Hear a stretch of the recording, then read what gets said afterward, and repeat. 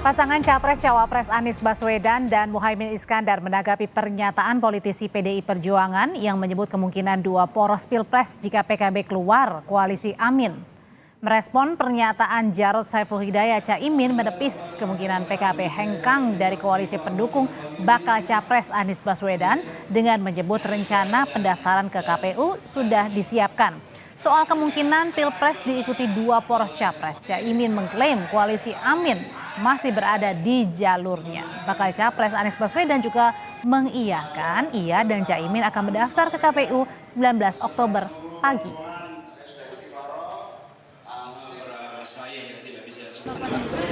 Yang penting kita sudah menyiapkan pendaftaran tanggal 19 pagi. Semua sedang proses administrasi yang masih ada. Insya Allah semuanya sudah on the track. Nah itu nanti akan ada kayak gimana nih? Nanti kita umumkan, tapi insya Allah 19 pagi. Apakah pakai? Sebelumnya, Ketua DPP PDI Perjuangan Jarod Saiful Hidayat menyatakan kemungkinan Pilpres hanya berlangsung satu putaran. Kemungkinan satu putaran terjadi jika hanya dua poros Capres. Jarod menyebut peluang dua Capres mungkin terjadi seandainya PKB mengubah dukungan. Namun kata Jarod, dua atau tiga poros partainya siap menghadapi Pilpres.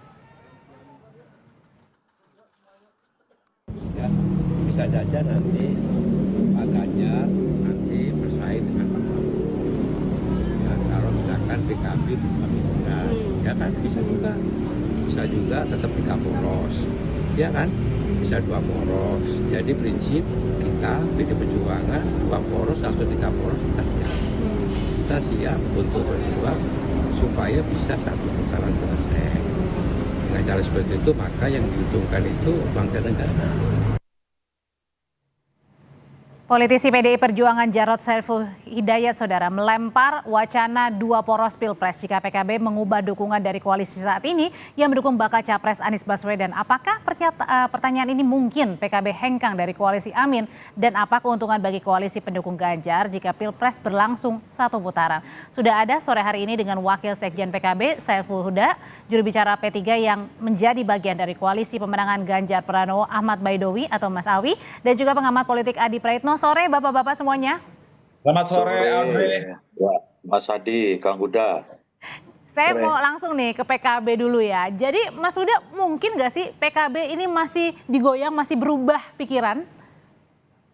Nggak mungkin, Mbak. Kita sudah berlayar. Jadi kalau kemarin ada goda-menggoda karena belum ada satu poros pun yang mengambil cawapres. Kebetulan pasangan Amin ini pasangan yang pertama kali sudah lengkap antara calon presiden dan wakil presiden. Jadi apa yang disampaikan oleh Mas Jarod kira-kira yang bisa menerjemahkan Mas Awi. Apakah tidak cukup sudah punya 4 partai koalisi, kok pasti nyari yang baru, kira-kira begitu. Oke. Nah, saat yang sama saya kira itu bisa dimaknai Mas Awi dan teman-teman PDIP kelihatannya masih butuh teman. Nah, kalau ngajak PKB kelihatannya sudah tidak mungkin karena 100% nggak mungkin ya Mas ya? Sudah nggak mungkin Mbak, 100%. Oke, kalau gitu sekarang saya tanyain ke P3. Mas Awi, kenapa sih masih goda-menggoda PKB padahal kan PKB sudah jelas punya Amin, baca pres dan juga baca wapresnya Caimin? Ya, kalau ingat statement Hasto, ada isu-isu kemarin itu tidak ada asap kalau tidak ada api. Nah, Mas Jarod berpendapat mengenai statement seperti itu kan bermula dari statement dari Jazil dari PKB gitu. Jadi kemudian diamplifikasi oleh sejumlah media. Nah, kami hari ini meyakini bahwa berdasarkan konsolidasi koalisi terkini itu masih 3 poros. Memungkinkan ketika 2 poros itu, kata Pak Jarod, apabila PKB bergabung baik ke Prabowo ataupun ke Ganjar. Ini untuk menindaklanjuti statement yang disampaikan oleh Pak Jazil. Kalau di kami misalkan mau dikonstruksi 2 poros antara Prabowo dan Ganjar, itu sesuatu yang tidak mungkin. Bisa memungkinkan apabila Ganjar Pranowo jadi capres, Prabowo Subianto jadi cawapres. Itu bisa, tetapi kan apakah mau? Kan tim semudah itu. Tapi Nah, kenapa langsung maka terang-terangannya bilangnya PKB, Mas? Nggak parpol lainnya? ya kan yang mewacanakan menyebut masih memungkinkan dua poros ketika sudah porosnya terbentuk kan PKB. Oh, Ya kita oke. kembalikan ke PKB. Kan gitu. Ketika PKB sudah mendaftar membentuk koalisi, terbentuk pasangan Amin, salah satu elitnya masih mengungkapkan ada wacana dua poros gitu kan. Oke. Lah, ya kita kembalikan apakah serius atau tidak. Kalau serius ya hanya bisa itu ketika diantaranya PKB mengubah pikiran. Tapi kalau dari sinyalemen yang disampaikan Kang Saiful Huda itu sesuatu yang tidak mungkin. Meskipun sebelum mendaftar ke KPU itu segala sesuatunya masih mungkin. Tapi hari ini kami konsentrasi bahwa poros koalisi itu masih ada 3 sampai hari ini. Gitu. Kalau gitu sekarang balik lagi ke PKB. Mbak. Waktu itu serius nggak sih pernyataan dari Pak Jazilul saat itu, Mas Huda? Enggak, Mas Jazil mengamplifikasi apa yang disampaikan oleh Mas Hasto dan Mas Aryo. Jadi lempar-lemparan ya? Enggak, memang coba Oke. dicek aja, coba ditelusuri. Yang pertama kali melempar dua poros itu Mas Hasto. Dan diamplifikasi oleh Mas Aryo Bimo menyampaikan masih ada kemungkinan untuk duduk bersama antar ketua umum partai. Nah, dalam hal ini ya antar ketua umum partai yang agendanya adalah keberlanjutan gitu. Dan tadi sudah jelas Mas Awi sampaikan kan, yang berpotensi untuk terbuka kemungkinan kan kalau ada Ganjar sama Pak Prabowo. Dan ini kan isu lama, isu 2 tahun yang lalu yang sempat menjadi agendanya Pak Jokowi, menyangkut soal memasangkan antara Mas Ganjar, Pak Prabowo atau Pak Prabowo Ganjar. Jadi diskusi menyangkut dua poros ini sebenarnya tidak terkait dengan koalisi Amin. Jadi sepenuhnya terkait dengan koalisinya Mas Awi dan koalisi Indonesia Maju. Oke, kalau gitu sekarang saya mau ke Mas Adi. Mas Adi, kalau tadi dibilang Mas udah bilang 100% nggak mungkin berpindah, tapi ada nggak sih potensi kemungkinan itu saling goda-menggoda lagi? Ya kalau mau jujur sebenarnya Audrey ini kan saling ledek antar poros politik ya. Ketika Gus Jazilul bicara tentang kemungkinan dua poros, itu kan sebenarnya ingin menggiring opini soal kemungkinan Ganjar dan Prabowo atau Prabowo Ganjar bisa menyatu, lawannya adalah Imin, kan kira-kira begitu. Dugaan saya kenapa ini disampaikan supaya poros politik yang ada itu tidak menggoda Imin ini supaya bubar dan pindah ke lain hati. Tapi kalau kita membaca kemungkinan Prabowo Ganjar, Ganjar Prabowo bersatu, rasa-rasanya kok sampai kiamat pun agak sulit ini untuk dibuktikan. Karena sampai saat ini kan Ganjar ataupun Prabowo kan ngotot harga mati mereka capres. Oleh karena itu bagi saya kemudian godaan yang lainnya adalah kemudian dua poros itu akan terwujud kalau Imin itu bubar jalan. Dengan asumsi misalnya banyak hal lah yang dijelaskan. Mungkin faktor elektabilitas dan faktor-faktor di luar kemampuan manusia. Bagi saya ini saling ledek lah antar koalisi partai ya. Tapi secara prinsip kalau kita membaca anatomi kekuatan politik kita, Andre, memang secara alamiah seakan-akan di 2024 hanya akan ada poros politik 3 ya. Amin, kemudian Prabowo Subianto dan Ganjar Pranowo. Tapi sorry itu harus saya katakan, di politik kita ini kan ada sesuatu yang memang di luar kendali kita, di luar nalar kemampuan kita sebagai makhluk politik biasa. Contoh, siapa yang bisa menyangka Prabowo Subianto itu akan jadi menterinya Jokowi? Itu di luar kemampuan kita. Siapa yang bisa menyangka PKB kemudian menjadi bagian dari koalisi Anies Baswedan yang kita tahu merupakan dua kutub yang selama ini memang tidak pernah bisa bertemu basis konstitusi mereka. Nah, Mas Adi, tapi kalau misalnya berbicara tentang mungkin ya, tadi kan ada kemungkinan kalau ya, bukan ada kemungkinan tapi kalau misalnya. Nah, sebenarnya kalau itu faktor apa saja yang bisa terjadi untuk mendorong PKB ini hengkang keluar dari mendukung baca presnya Mas Anies? Eksternalnya misalnya. Ya sebenarnya banyak hal ya. Misalnya orang berasumsi mungkin karena faktor elektabilitas ya. Kalau memang pasangan Amin relatif tidak terlampau menjanjikan, tentu mereka ini mungkin ada anggapan tidak akan lanjut ya. Karena tidak mungkin ikut tanding kalau memang sudah diprediksi kalah. Yang kedua pasti mengaitkan dengan bagaimana Gus Muhaimin beberapa waktu yang lalu sempat panggil KPK meski sebagai saksi. Kalau kemudian kasusnya misalnya ini ditingkatkan di luar batas kemampuan kita sebagai manusia, mungkin itu bisa menjadi variabel-variabel yang akan terjadi di kemudian hari. Atau jangan-jangan misalnya antar elit partai Megawati, kemudian Jokowi, di situ ada Prabowo mungkin. Bicara dari hati ke hati dengan Gus Muhaimin. Ini melampaui partai, bicara tentang melampaui poros-poros politik, Oke. bicara tentang stabilitas dan seterusnya. Maka sangat mungkin politik kita itu bisa disederhanakan bahwa Gus Muhaimin mungkin bisa dijinakkan dalam tanda kutip untuk mengurungkan bagaimana tidak bisa lanjut bersama Anies Baswedan, mengingat kalau kita melihat kecenderungan secara umum kubu pemerintah itu kan tidak terlampau happy dengan masuknya Anies sebagai salah satu kontestan yang Oke. bakal maju di 2024. Tapi Audrey, satu hal, kalau melihat iman politiknya, rasa-rasanya Gus Muhaimin ini hakul yakin sampai mati. Sulit sebenarnya untuk digoda, untuk digoyang iman politiknya. Per hari ini ternyata Imin itu sampai ke pondok pesantren saya itu melakukan silaturahmi politik sebagai salah satu keseriusan mereka ya. Tapi overall ada Oke. kekuatan Tapi kita yang Mas Adi, ada yang mengejutkan juga kan, dari menterinya Nasdem ini tersandung kasus hukum. Nah, apakah ini juga akan mengubah?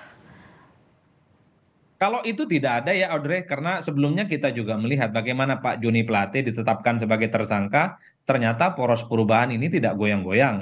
Bahkan Oke. ketika Demokrat keluar pun bukan karena faktor Joni Plate jadi tersangka, tapi karena AHY di PHP, dijanjikan surga, tapi nyatanya neraka yang diberikan. Itu yang kemudian membuat Partai Demokrat keluar. Oleh karena itu, maupun besok ada tersangka, siapapun yang terkait dengan internal Partai Perubahan, kok rasa-rasanya agak sulit untuk mengurungkan niat politiknya. Satu-satunya yang bisa bicara dari hati ke hati supaya Gus Muhaimin tidak bersama dengan Anies ya tentu adalah Pak Oke. Presiden. Oke. Mungkin Megawati Soekarno Putri ya, orang-orang yang menjadi kingmaker dan queenmaker betul menghadapi pemilu di 2024 yang akan datang. Saya mau kembali ke P3 Mas Awi. Tadi kan mengutip pernyataan Pak Jarod bukan soal tentang tadi PKB ya, tetapi juga PDIP kalaupun ada satu putaran ini mungkin saja Ganjar melawan dengan Prabowo. Ini maksudnya gimana Mas Awi? Ya kalau bicara penghematan anggaran, kalau bicara penghematan anggaran itu tidak perlu harus lulusan S3 untuk bicara. Antara Pilpres 2 putaran dengan 1 putaran itu pasti lebih hemat yang 1 putaran. Itu kalau bicara terkait dengan perspektif penghematan anggaran negara. Tetapi proses demokrasi itu kan tidak serta-merta harus dilihat bahwa ini besar kecilnya anggaran yang dikeluarkan. Tapi langsung terang-terangan Ganjar versus Prabowo kan bakal padahal kan ada 3 poros nih sampai dengan sekarang. Lah ya itu kembali ke yang tadi terkait dengan kondisi terkini, parameter-parameter misalkan hasil lembaga survei dan semacamnya. Tetapi sekali lagi kita tetap menghormati ya dalam posisi hari ini P3 misalkan harus berhadapan-hadapan dengan 3 poros ya itulah realitas politik yang harus kita lalui. Kalaupun ternyata nanti pada akhirnya 2 poros ya nggak masalah juga. Tapi saya ingin katakan bahwa jangan sampai gara-gara misalkan untuk penghematan anggaran seolah-olah kita mengeluarkan ongkos demokrasi yang mahal seolah-olah ada penyesalan. Tidak, karena kan pilihan demokrasi ini pilihan sadar ketika kita mengamandemen Undang-Undang Dasar 45, melaksanakan pemilihan secara langsung, terus ditindaklanjuti dengan aturan perundang-undangan terkait syarat threshold yang memungkinkan Pilpres itu 2 putaran. Jadi kos politik itu bukan kos penyelenggaraan pemilu, itu sudah secara disadari betul oleh para pembentuk undang-undang bahwa akan mahal. Oke, kalau ke Mas Huda dari PKB sendiri melihat pernyataan dari Pak Jarod langsung terang-terangan ya tadi Ganjar versus Prabowo. Ya itu kan versinya Mas Jarod ya. Semua kita punya prediksi masing-masing. Sebagaimana kami meyakini bahwa ketika ada 3 poros kita akan menang di putaran pertama dan kita bisa memenangkan putaran kedua. Itu wajar aja sih. Jadi semua punya hitungan masing-masing. Tapi saya ingin memperkuat soal 3 poros ini ya Mbak ya. Sejak dari awal PKB ketika dulu membangun koalisi dengan Gerindra, semangat kami sama. Pilpres yang tidak diikuti incumbent ini harus paling tidak 3 poros. Karena jangan sampai 20% presiden threshold yang sudah mengamputasi proses demokrasi, karena PKB semua inginnya cukup 5% presiden threshold itu, 5-10%.